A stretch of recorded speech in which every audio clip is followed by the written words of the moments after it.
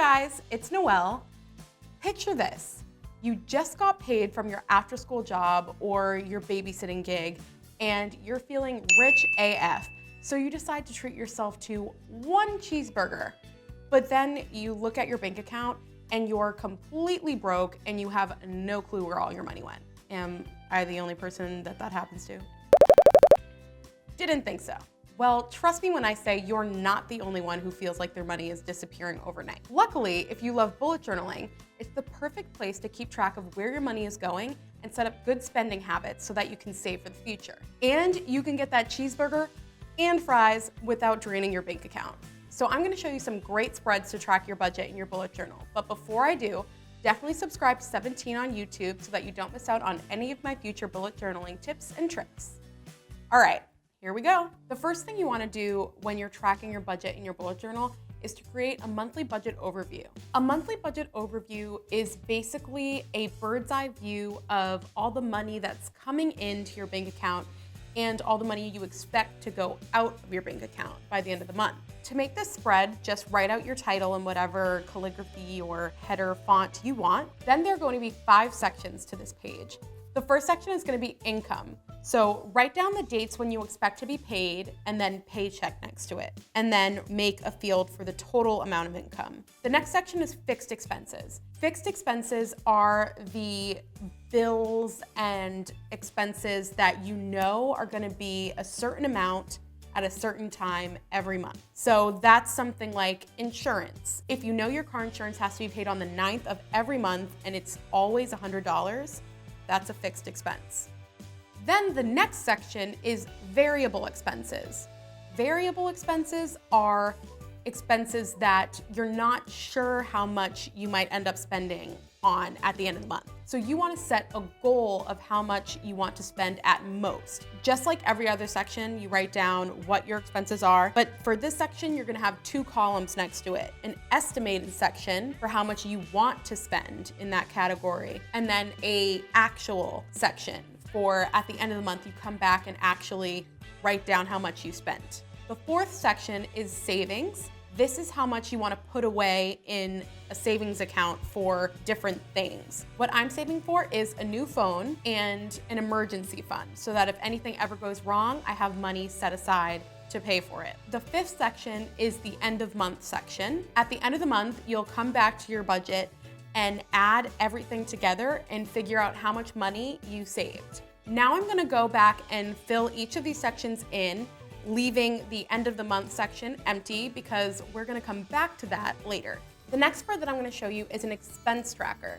Now that you have your budget all laid out, it's important that you track everything you're spending money on so that you don't go over your projected budget. The way that I set up my expense tracker is I wrote out the title at the top and under it I put spend less, live more.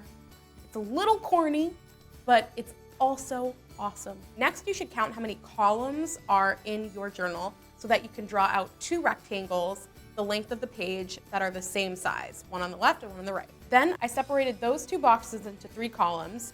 1 column on the left that's 2 boxes wide, and then 1 column on the right that's 3 boxes wide, so that there's 1 big column in the middle. The next step is to put the column titles, which are date, item, and amount, but instead of writing amount, I just put $3 signs. The rest is pretty simple. Whenever you spend any money, write it down in your expense log so that you know exactly where your money is going. At the end of the month, you're gonna have to go back and add up all your transactions to see if you made your monthly spending goals. But that can get a little complicated when you're looking through a list of like 50, 60 transactions. One way to make that easier on your eyes is to color code them. Go back to your January budget and give each one of your variable expenses a color code. Then, whenever you write down an expense that's variable in your expense log, you just color it the code that you put in your budget overview. Then, at the end of the month, when you go to add together all your variable expenses, you know to just add together all the transactions with the same color. This log is not only great because it helps you see exactly where your money is going, you might want to spend less because you'll constantly see that you're approaching your monthly max spending goal. The next part that I'm going to talk to you about is a savings tracker.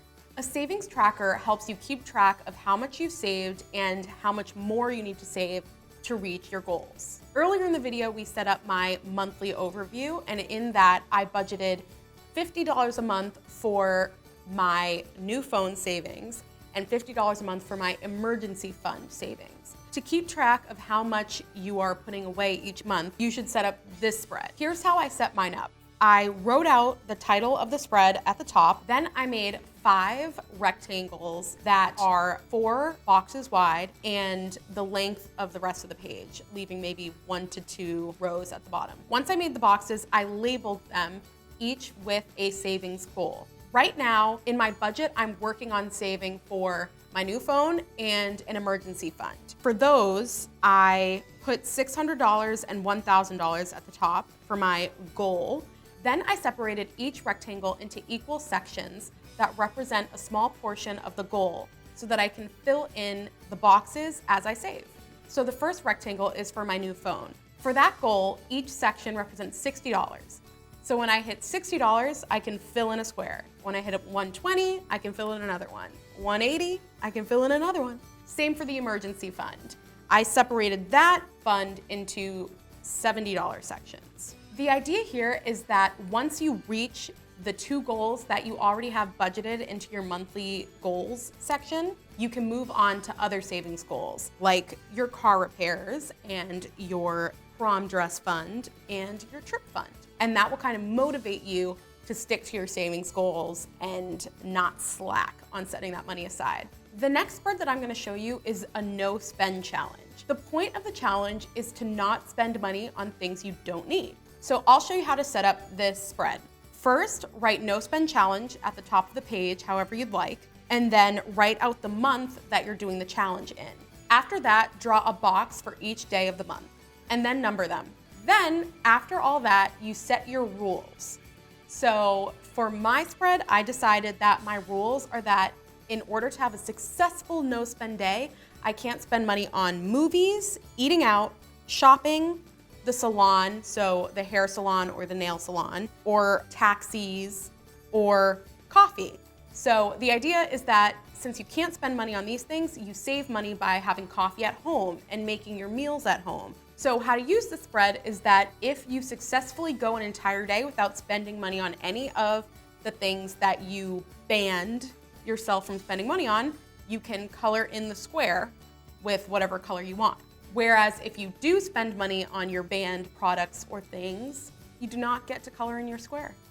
The idea of this is that by the end of the month, you'll have an entire calendar filled in with beautiful filled in squares. And then you'll have saved a ton of money by not spending money on frivolous things. So now that we've set up all your budgeting spreads, the question is, what's really gonna motivate you to stick to your budget? Because as much as filling in a square on a savings chart or a no spending challenge spread is satisfying, it might not motivate you not to get that new Fenty Beauty foundation that you're obsessed with.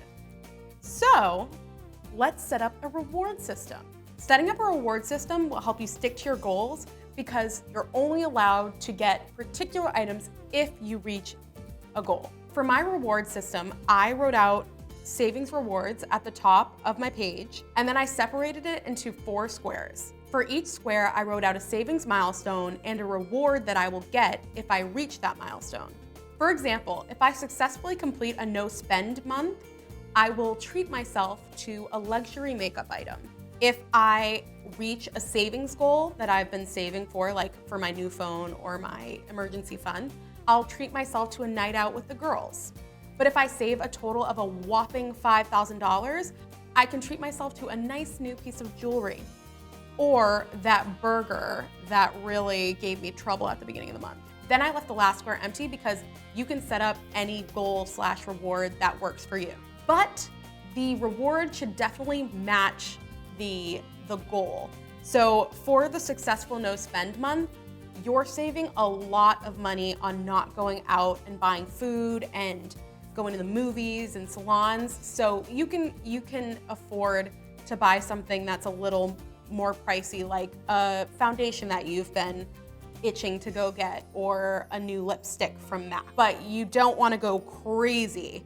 Whereas if you save $5,000, you can definitely afford to maybe treat yourself a little bit more.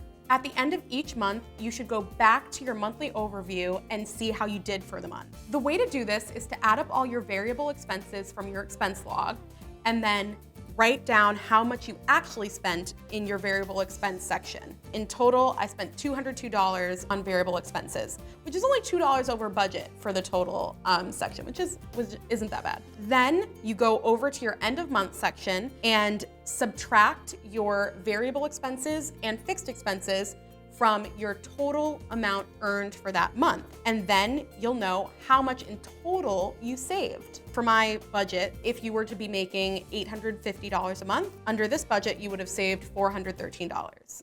That's it. I hope this video helps you get your money in order so that you never have to worry about overdrafting over a cheeseburger ever again. Now definitely subscribe to 17's YouTube channel so that you don't miss out on any of my future bullet journaling tips and tricks. Bye.